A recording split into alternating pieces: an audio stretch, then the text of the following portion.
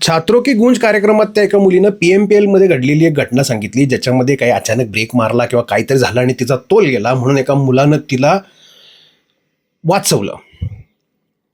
पण त्या इमर्जन्सी सिच्युएशनमध्ये वाचवताना त्या पोरानं तिला पोटाला धरलं, म्हणून त्या मुलीनं फिरून कानफडात मारली. तेव्हा मुलांनो, एकतर इमर्जन्सी सिच्युएशनमध्ये वाचवायला जेव्हा तुम्ही जाल तेव्हा तुम्हाला हे भान राहिलं पाहिजे की तुम्ही कुठं हात लावताय. ठीक आहे.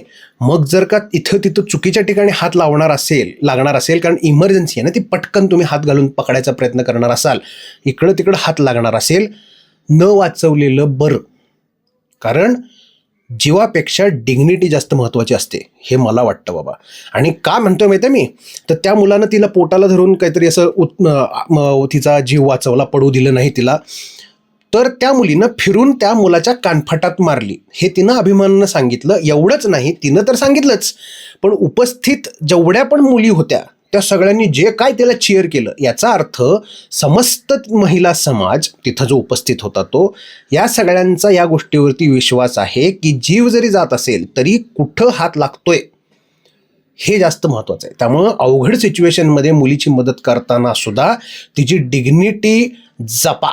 मग त्या डिग्निटी जपायच्या नादात मग तिला जर समजा दुखापत जरी होत असेल तर डिग्निटी पहिले, दुखापत नंतर. कळलं का?